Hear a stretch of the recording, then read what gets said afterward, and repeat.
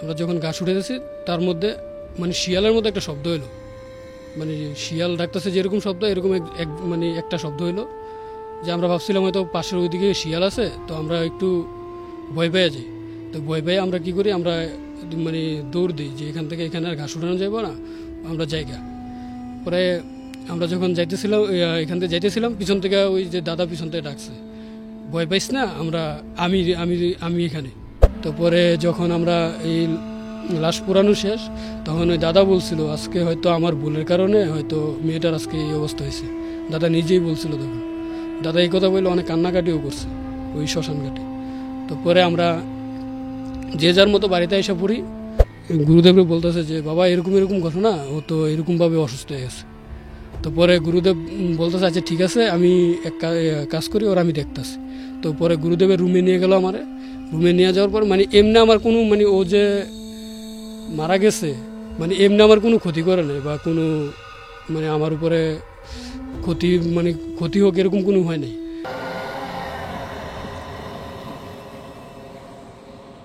আমার প্রথম ঘটনা হচ্ছে, এটা হচ্ছে আমার মামাতো বোনের সাথে ঘটে যাওয়া, বিশেষ করে আমিও এটার সাথে জড়িত আছি। তো তো আমার ডিটেলসটা একটু দিই। আমার হচ্ছে 4 বোন, আমি একজন, মানে ভাইদের মধ্যে আমি একজন, আর আমার মামাতো ভাইয়েরা হচ্ছে 1 ভাই, আর হচ্ছে ওরা 2 বোন। তো তখন আমরা শিশু শ্রেণীতে পড়ি, যখন 1999 বা 2000 সাল এরকম আমরা শিশু শ্রেণীতে পড়ি তখন। তো আমাদের গ্রামের একটা আছে যে আমাদের পাড়ার সবাই মানে গরু পালে, গরু ছাগল এগুলো পালে। তো আমরা সকালবেলা ঘাস উঠাইতে হয়, যেমন সকালবেলা যাই ঘাস উঠিয়ে, তারপরে সকালবেলা গোসল টোসল করে পরে আমরা স্কুলে যাই। শিশু শ্রেণীতে পড়ি তখন, স্কুলে যাই আবার 12টার মধ্যে এসে পড়ি। তো একদিন সকালবেলা আমরা 5-6 জন মিলে গেছিলাম ঘাস উঠাইতে, যেমন আমি আর আমার বড় বোন, আর হচ্ছে ওই যে আমার মামাতো বোন, আর হচ্ছে মামাতো বোনের বড় ভাই। তো মামাতো বোন আর আমি হচ্ছে সমবয়সী, আর আমার বোন আর আমার মামাতো ভাই হচ্ছে সমবয়সী, ওরা মানে সমবয়সী। তো আমরা সকালবেলা গেছি 6-7 জন মিলে ঘাস উঠাইতে। তো ভোরবেলা কত 5:30-6টা বাজবো ভোর তখন। তো আমরা গেছি ওখানে ঘাস উঠাইতে, ধরেন আমাদের বাড়ি থেকে একটু দূরে মাঠের দিকে, পাশে আবার শ্মশান ঘাট আছে। তো আমরা যখন ঘাস উঠাইতে গেছি, এক পাশে হচ্ছে আমরা উঠাইতেছি, অন্য পাশে আমাদের এক গ্রামের দাদা, আমরা অবশ্য দেখি নাই ওনারে, উনি আগেই গেছিল, উনি উঠাইতেছে ঘাস ওই সাইডে, আর আমরা এই সাইডে। তো আমরা তো এখানে 6-7 জন আছি, আমরা একসাথে ঘাস উঠাইতেছি। হঠাৎ করে একটা ডিল মানে ওপার থেকে এপার সে পড়লো, মানে আমার মামাতো বোনের গায়েই পড়ছে ডিলটা। তো ও তখন একটু ভয় পায় যে একটা ডিল মারলো কে, বা মানে আমরা ভাবছিলাম যে আমাদের নিজেদের মধ্যে কেউ মারছে, মানে এটা নিয়ে আমরা তর্কাতর্কি করতেছি। এর মধ্যে আরেকটা ডিল এসে মারলো, মানে আরেকটা ডিল এসে ওর গায়েই পড়ছে, আবার 2টা ডিলই ওর গায়ে পড়ছে। পরে ও যখন মানে এটা নিয়ে আমরা যখন দেখলাম যে আমাদের মধ্যে কেউ মারেনি, অন্য দিক থেকে আসছে, তখন আমরা একটু নার্ভাস হয়ে যাই যে কি হইলো ব্যাপারটা, কে মারলো। পরে যাক চুপচাপ আমরা ঘাস উঠে যাচ্ছি, কোনো ইয়া নেই, মানে একটু মনের মধ্যে ভয় নিয়েই আমরা ঘাস উঠে যাচ্ছি। ভোরবেলা কুয়াশা পড়তেছে, শীতের রাত, মানে শীতের সকাল।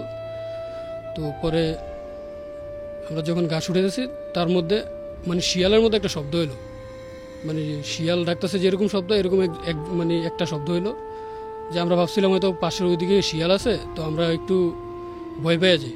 তো ভয় পেয়ে আমরা কি করি, আমরা মানে দৌড় দিই যে এখান থেকে এখানে আর ঘাস উঠানো যাবো না, আমরা জায়গা। পরে আমরা যখন এখান থেকে যাইতেছিলাম, পিছন থেকে ওই যে দাদা পিছন থেকে ডাকছে, ভয় পাইস না, আমি আমি আমি এখানে। তো পরে যাক দাদারা বললাম আপনি এভাবে করলেন, মানে আমরা ছোটো তো তখন আমরা গুছাই তেমন কথা বলতে পারি না। ওই আমার বড় বোন আর ওই যে আমার বড় দাদা ছিল, উনি বলছে যে আমরা তো ভয় পাইছি। আচ্ছা ঠিক আছে, সমস্যা নাই, তোরা ঘাস উঠা, সমস্যা নেই। তো পরে আমরা ঘাস উঠে যাচ্ছি, ঘাস উঠাইয়া পরে আমরা আসছি। আইসা মানে আসার সময় ও আবার কি করছে, আমার মামাতো বোন যেটা, ও মানে আবার একটু মানে হুচট খেয়ে পড়ে গেছে মানে ইয়াতে ধান ক্ষেতের মধ্যে। তো হুচট খেয়ে ধান ক্ষেতের মধ্যে পড়ছে। তো পরে ওরে উঠাইয়া নিয়ে আসলাম বাড়িতে। মানে ও বাড়িতে আসার পরে ও চুপচাপ, মানে কারোর সাথে তেমন বেশি কথা বলে না, মানে হঠাৎ করে মানে চুপচাপ হয়ে গেছে, মানে কারোর সাথে কথা টথা বলে না। মানে স্কুলে যাইতে বলছি, ওই দিন যাইবো না, মানে বলতেছে। পরে আমরা কী করলাম, আমরা মতো নিজের মতো স্কুলে গেলাম, স্কুল থেকে আসলাম। মানে ও যে এত চঞ্চল ছিল মেয়েটা, মানে এত দুষ্ট ছিল, চঞ্চল ছিল, হঠাৎ করে চুপ হয়ে গেছে। মানে কারোর সাথে কথা বলে না, দুষ্টামি করে না, আগের মতো চুপচাপ থাকে।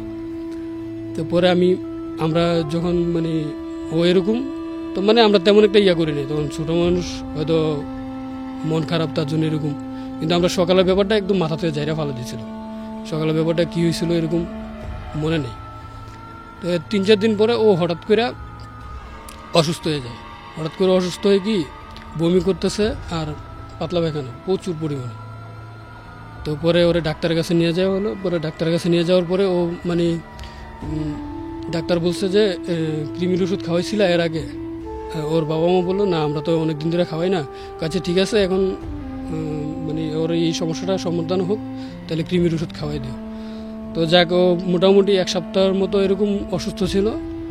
পরে সুস্থ হয়েছে। সুস্থ হওয়ার পরে ওরে ইয়া খাওয়াইছে, যে একদিন কৃমির ওষুধ খাওয়াইছে হঠাৎ করে। তো কৃমির ওষুধ খাওয়াতে হঠাৎ করে কৃমির ওষুধ খাওয়ানোর পরে ও মানে আরও মানে অসুস্থ হয়ে যায়। অসুস্থ বলতে কি এমনি শরীর দুর্বল আর মানে হাঁটাচলা মানে কম করে। তো মানে ওরে নিয়ে মানে একটু টেনশন করে যায় বাড়ির সবাই, যে হঠাৎ করে কি হইলো। পরে একদিন আমরা স্কুলে যাই, মানে মোটামুটি সুস্থ, মানে ধরেন দুর্বল, তো মানে স্কুলে যাইতে চায় না। তারপরে একদিন জোর করে নিয়ে গেলাম ওরে। তো স্কুলে গেলাম সকালবেলা। তো দুপুরবেলা যখন আমরা আসতেছি, মানে প্রতিদিন রাস্তা দিয়ে আসি, তো হঠাৎ করে ও বলতেছে যে চল আজকে মাঠের দিক দিয়ে যাই। তো আমরা বললাম চল, মাঠের দিক দিয়ে গেলে তো একটু তাড়াতাড়ি হইব, চল আমরা মাঠের দিক দিয়ে যাই আজকে। তো পরে গেলাম, মাঠের দিক দিয়ে আসতেছি। তো যখন আমরা যে জায়গায় ভয় পাইছিলাম ওই জায়গার পাশটা যখন ক্রস করে আসতেছিলাম আমরা, তখন ও একটু মানে হঠাৎ করে মানে মাথা ঘুরে পড়ে যায়। তো পরে আমরা ওরে মানে আমাদের মানে শ্মশানঘাটটা আমাদের বাড়ি থেকে বেশি দূরে না। পরে যাক আমরা ধরাধরি করে 4-5 জন মিললে ওরে ইয়াতে বাড়ির কাছাকাছি নিয়ে গেলাম, নিয়ে পুকুর পাড়ে বসায় রেখে ওর মাথায় পানি ঢাললাম, ঢাইলা তারপর ওর মোটামুটি জ্ঞান ফিরালাম। পরে ওরে বাড়িতে নিয়ে গেছি। তো পরে বাড়িতে নিয়ে যাওয়ার পরে মানে ও মানে চুপচাপ, কারোর সাথে কথা বলে না, মানে একদম ইয়ে হয়ে গেছে, আগের চেয়েও খারাপ হয়ে গেছে মানে শারীরিক দিক দিয়ে। পরে ও যখন এরকম হয়েছে, পরে যাক ডাক্তার আইনে দেখাইছে, ওই যে হাতে স্যালাইন লাগিয়ে রাখছে। তো এদিন মানে বিকালবেলা আবার আমরা বেড়াতে যাব, মানে আমার বাড়ির এক ফুফাতো বোনের বাড়িতে। তো পরে আমরা যখন বেড়াতে যাবো, আমি গেছি, আমার একটা ছোটো বোন ছিল আর আমার ফুফু গেছে। তো আমরা 2 জনে মিলে গেছি, 4 জন, আমার ফুফু আর হচ্ছে আমার ছোটো বোন আর আমি আর মা। তো আমরা 4 জন গেছি বেড়াইতে।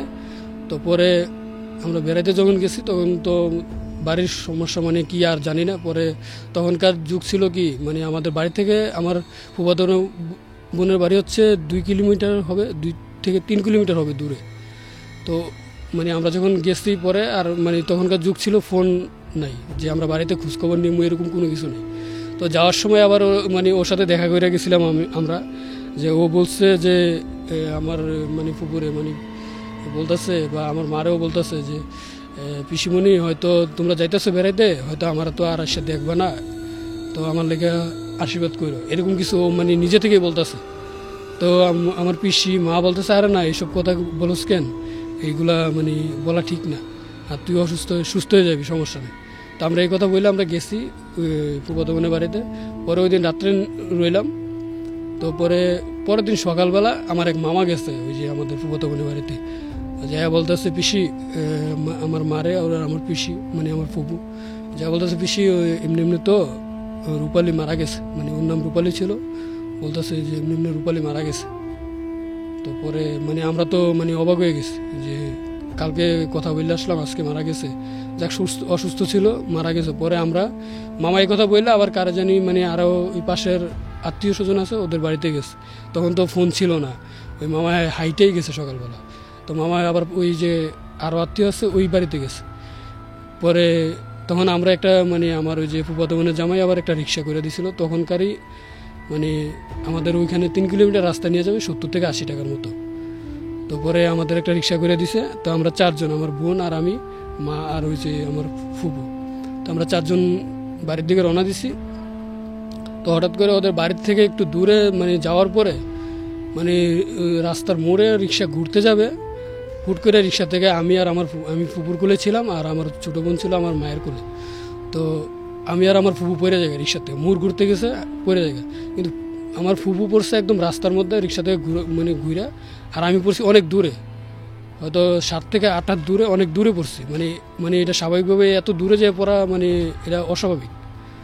তো পরে যখন এত দূরে যেয়ে পড়ছি, তো পরে যাক সমস্যা নাই, রিক্সাতে উঠা মানে আমরা ওখান থেকে উঠা রিক্সায় আবার ওইটা আমার ফুপুর হাত কেটে গেছে, মা পরে নাই, মা রিক্সায় ছিল, ফুপু পড়ছিল, ফুপুর হাত কেটে গেছে। আমার এমনি কোনো সমস্যা হয়নি, কিন্তু আমি একটু ব্যথা হয়েছিলাম ওই যে পায়ের মধ্যে, হাঁটুর মধ্যে, এমনি আর কোনো সমস্যা হয়নি।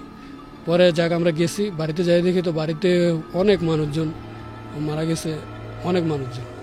পরে আমরা তো যাই হোক যা হওয়ার হয়েছে, তো দুপুরের পরে ওর মানে লাশটা শ্মশানে নিয়ে যাওয়া হয়। তো শ্মশানে মানে আমার এই প্রথম ফার্স্ট মানে লাশ পুরানো দেখা, মানে ওর লাশটাই আমি দেখছি পুরাইতে। তো ফার্স্ট টাইমে আমি ওর লাশটাই দেখছি, মানে যখন লাশটা পুরাইতে নিয়ে যাওয়া হয় তখন আমরা গেছিলাম, ওখানে অনেকজন মানুষ ছিল, ওই দাদাও ছিল, ওই যে দাদা ভয় দেখাইছিল ওই দাদাও ছিল। তো পরে যখন আমরা এই লাশ পুরানো শেষ, তখন ওই দাদা বলছিল আজকে হয়তো আমার ভুলের কারণে হয়তো মেয়েটার আজকে এই অবস্থা হয়েছে, দাদা নিজেই বলছিল। তখন দাদা এই কথা বললে অনেক কান্নাকাটিও করছে ওই শ্মশান ঘাটে। তো পরে আমরা যে যার মতো বাড়িতে এসে পড়ি। তো পরে যে যার মতো যখন বাড়িতে এসে পড়ি, তখন মানে বাড়িতেও তো একটু স্তব্ধ সবাই, আর বাড়িটাও ঠান্ডা হয়ে গেছে। একটা মেয়ে ছিল আমাদের বাড়িতে মধ্যে, মানে অনেক দুষ্ট, সবাইরে জ্বালাইতো, মানে মানে হাসি খুশি সব সময়। তো পরে অনেক ঠান্ডা হয়ে গেছে, বাড়িটা স্তব্ধ হয়ে গেছে। তো পরে আমরা যাকে এভাবে চলতেছে, কিছুদিন পরে আমি অসুস্থ হয়ে যাই হঠাৎ করে, মানে আমারও একই অবস্থা, বমি পাতলা পায়খানা সেম। তো পরে এরকম যখন আমার হয়েছে, তো পরে মানে মা আর বসে থাকে দেয় আমার নিয়ে, মা ডাক্তারের কাছে না গিয়া মায়ের একটা গুরুদেব ছিল, ওই গুরুদেবের বাড়িতে আমার নিয়ে গেছে, গুরুদেবের আশ্রমে। তো নিয়ে যাওয়ার পরে বলতেছে যে এই যে গুরুদেবরে বলতেছে যে বাবা এরকম এরকম ঘটনা, ও তো এরকমভাবে অসুস্থ হয়ে গেছে। তো পরে গুরুদেব বলতেছে আচ্ছা ঠিক আছে, আমি এক কাজ করি, ওর আমি দেখতেছি। তো পরে গুরুদেবের রুমে নিয়ে গেল, আমার রুমে নিয়ে যাওয়ার পর মানে এমনি আমার কোনো মানে ও যে মারা গেছে মানে এমনি আমার কোনো ক্ষতি করে নাই, বা কোনো মানে আমার উপরে ক্ষতি হোক এরকম কোনো হয় নাই। যেমন ধরেন আমার মানে মানে কয়েকদিন আমরা এরকম অনুভব করছি আমি, যে আমি হাঁটলে মানে পাশে মনে কেউ হাঁটতেছে, বা আমি কোথাও গেলে আমার দিকে কেউ ফলো করতেছে, এরকম অনুভব করছিলাম। তো পরে আমার যখন অসুস্থ হয়ে যায়, মা যখন ওখানে নিয়ে যায়, তখন গুরুদেব বলছিল মানে আমার দেখে বলতেছে যে আচ্ছা ঠিক আছে তুমি যাও, আমি তোমার মার সাথে কথা বলতেছি। তো মার সাথে কথা বলছে যে তুমি এক কাজ করো, ওর তো মানে সঠিক টাইমে যদি এই সময় যদি না আনতা, ওর অবস্থা খুব খারাপ হতো। তো মানে ওরে চাইছিল ও নিয়ে যাওয়ার জন্য, ওরে ওই যেদিন ও মারা গেছে ওই দিন আসার সময় নাকি তোমরা রিক্সার থেকে পড়ে গেছিলা, ও পড়ছিল, ওরে নিয়ে যাওয়ার জন্যই মানে ও চাইছিল। কারণ ও আর ওরা দুজনেই তো সবসময় একসাথে থাকতো, মানে ওরা ছাড়া মানে যাইতে পারতেছিল না। তখন মনে করেন এই মানে মা যখন এটা শুনছে, তো বলছে যে বাবা তাহলে কি করা যায়। তো মানে গুরুদেব বলছে যে এক কাজ কর, আমি একটা তাবিজ দিতেছি, ওর সাথে রাখতে বলবি। তো পরে একটা তাবিজ দিল, তো পরে এটা আমার তাবিজটা আমার সাথে রেখে দিল। পরে আমি মোটামুটি কয়েকদিন স্বাভাবিক ছিলাম, ভালো ছিলাম, কোনো সমস্যা নেই। হঠাৎ করে একদিন আমি তাবিজটা হারাই ফেলি, পুকুরের মধ্যে গোসল করতে গেছিলাম, তখন আমি তাবিজটা হারাই ফেলি। তারপরে ওই দিন রাত্রেবেলা আমি যখন মানে আমাদের ঘর থেকে ওয়াশরুম একটু দূরে, মানে বাথরুম একটু গ্রামের ঘর, তো তাও আবার অনেক আগের, তো একটু দূরে। তো আমি রাত্রেবেলা প্রচুর চাপ দিচ্ছে। পরে আমি মারে বললাম যে মা আমি এরকম এরকম। তো মা বললো যে তুই এক কাজ কর, আমি উঠানে দাঁড়াই, তুই যা। তো পরে আমি গেলাম, মা উঠানে দাঁড়াইছিল। তো পরে আমি যখন ওয়াশরুম থেকে বাইরে হমু, মানে আমি একটু ডান দিয়ে ঘুরে তাকাইছি, বাম দিয়ে একটু ঘুরে তাকাইছি, তাকাই দেখি মানে মানে ও ওর সামনে দাঁড়াই আছে। মানে মানে ও যখন সামনে দাঁড়ায় রয়েছে, আমি তো মানে তেমন একটা ভয় পাই নাই, মানে মানে আমি ওর দিকে তাকাই রয়েছি। মানে ও আমার বলতেছে যে কদিন পরে তো আমার এমনি একবারে ভুলে যাবে তোরা সবাই। তো পরে মানে ও যখন এই কথাটা বলছে, আমার খুব কষ্ট লাগছে, মানে অনেক খারাপ লাগছে আমার। তখন আমি মানে মানে এই কথা বলে ও যখন যাইতেছে আমি ওর নাম ধরে চিৎকার করি, তো মা তখন তো উঠানে ছিল, মা মানে জোরে মানে দৌড়ে আসে, আইসা বলে কী হয়েছে, আমি বলছি এরকম এরকম করে না। তো পরে মা আমার হাতে দেখে তাবিজটা নাই, তাবিজটা যখন নাই পরে ও পরে মানে আবার পরের দিন আবার আমার গুরুদেবের কাছে নিয়ে যায়। তো পরের দিন আবার আমার গুরুদেব একটা তাবিজ দেয়। পরে যখন ওরে মানে গুরুদেব বলতেছে যে ও যে মারা গেছে এক সপ্তাহ মানে এক সপ্তাহ বা 15 দিন এরকম হয়েছে, তো বলছে ওর একটা শেষ কাজ করে দিও, ওর একটা যদি শেষ কাজ করে দেয় তাহলে মনে করো মোটামুটি ও একটু শান্তিতে থাকবে।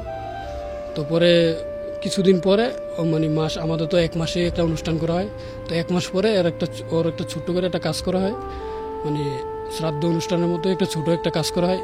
তারপরে মোটামুটি স্বাভাবিক হয়ে যায়। মানে এরপরে আর মানে এরকম কোনো ঘটনা ঘটে নাই, বা ও মানে কারোর ডিস্টার্ব করছে বা কোনো কিছু ঝামেলা এরকম কোনো ঘটনা ঘটে নাই। এটা ছিল আমার প্রথম ঘটনা। জাগো এফএম এর অ্যাপ এখন পাওয়া যাচ্ছে অ্যাপ স্টোর এবং প্লে স্টোরে।